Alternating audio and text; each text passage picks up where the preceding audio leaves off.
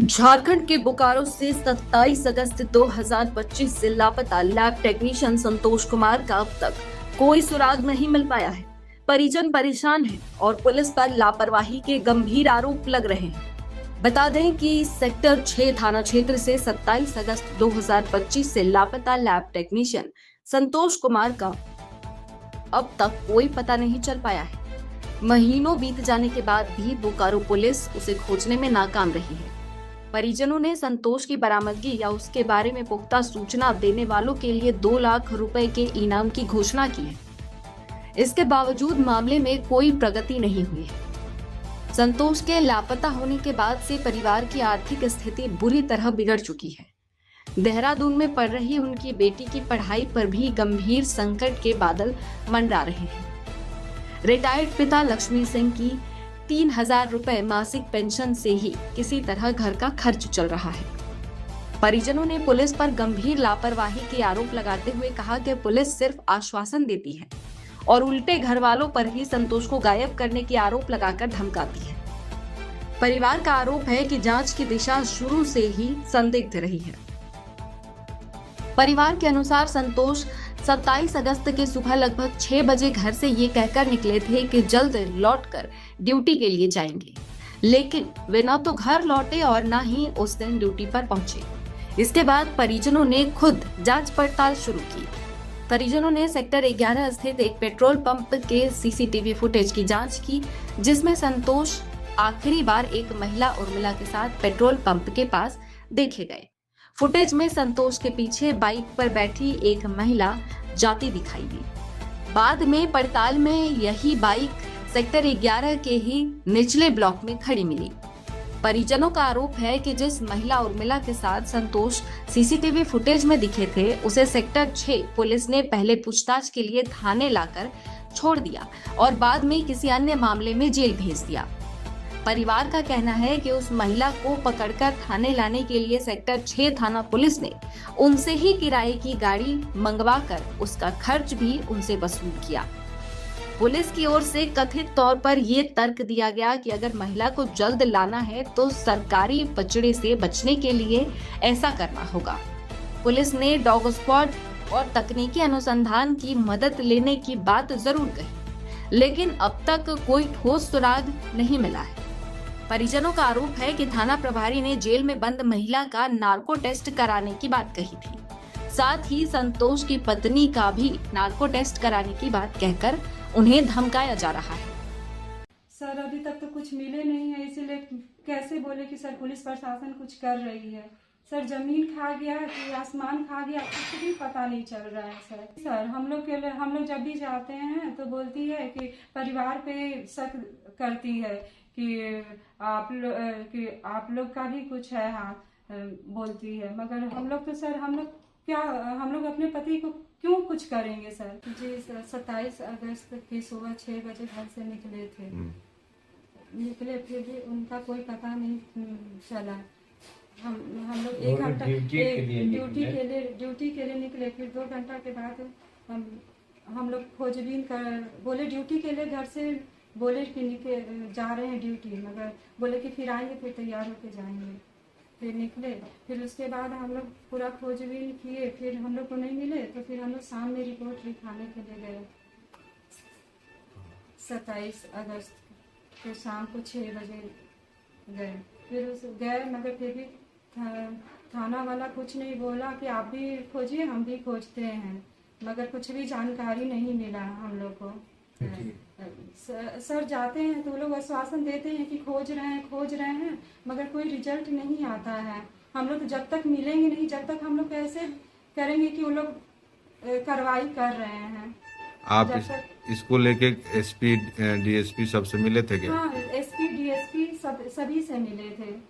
सभी आश्वासन देते हैं कि हम लोग तो कर रहे हैं कोशिश, मगर रिजल्ट तो कुछ नहीं आता है सर। जब तक वो मिलेंगे नहीं, 8 महीना हो गया सर।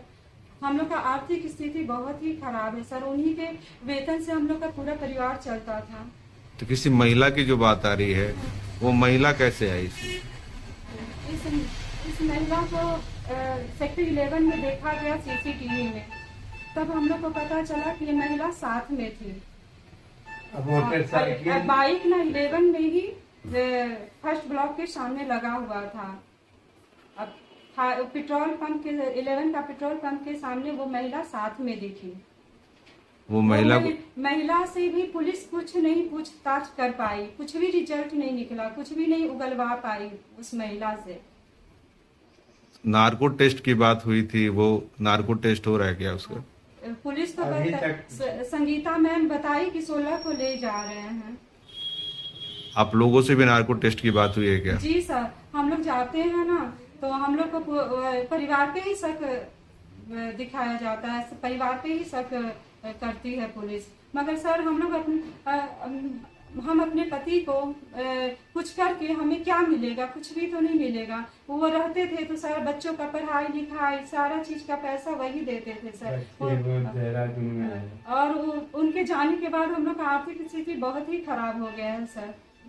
बच्ची वाले में भी बचा, मेरी बच्ची तो देहरादून में पढ़ती है, उसका पैसा 2-2 लाख रुपया हर एक साल जाता है सर, सब उसके पिता ही। सेक्टर 11, सेक्टर 2 CCTV, सेक्टर 6 में सभी में वो औरत के साथ पाया गया। उसके बाद और CCTV फुटेज का वो कम से कम 10 टाइम्स हमसे मांग की। जब दे दिए, सब चीज दे दिए थी, हरास करना हुआ। क्या मांग की आपसे? वही जो टीवी का फुटेज, इसका सहयोग एकदम 0 है। जब नार्को टेस्ट के लिए हमने दबाव दिया तो थाना इंचार्ज का कहना है कि आपके पुतू का भी नार्को टेस्ट लेंगे। औरत जो इसमें इन्वॉल्व थी वो उसको छोड़ दिया गया, अब वो यहाँ से गायब हो गई। उसको लाने में हमसे कहा गया कि आप लोग पैसा अगर दीजिएगा लाने में तो जल्दी आ जाएगी, और जब हम लोग जाएंगे तो ऑफिशियल होगा तो उसमें टाइम लगेगा। तो हम उसमें पैसा लाने के लिए हम गाड़ी रिजर्व करके दिया उनको, जिसमें हमको 17,000 रुपया लगा, और उन लोगों के खाने पीने का जो है वो हम ही दिया। तब जबकि उन लोगों को तो DATA मिलता है सर। आप लोगों को अभी कोई इसमें खोजबीन हो रहा है या पुलिस प्रशासन की तरफ से कुछ सर? 15 टाइम्स, 15 बार हम गए। क्या जवाब मिला वहां से? जवाब मिला कि हम लोग कोशिश कर रहे हैं न,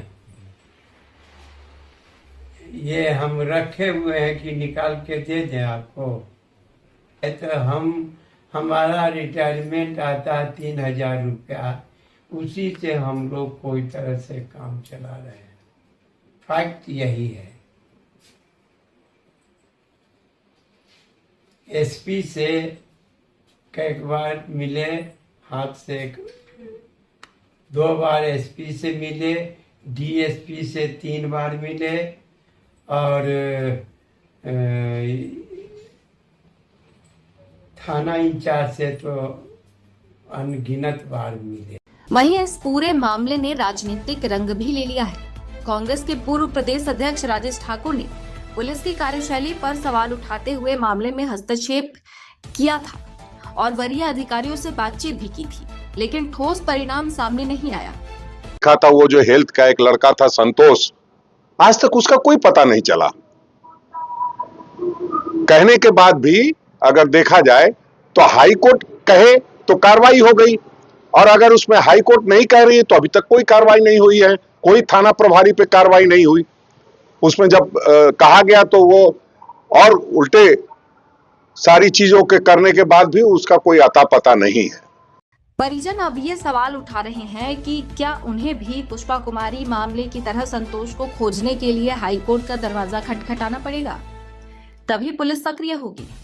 जिले के नए पुलिस कप्तान नाथू सिंह मीना के पदभार संभालने के बाद अब ये देखने वाली बात होगी कि वे इस मामले की जांच को किस तरह आगे बढ़ाते हैं और लापता संतोष कुमार का सुराग लगा पाते हैं या नहीं। मुरादी लाइव के लिए बोकारो से नीरज सिंह की रिपोर्ट।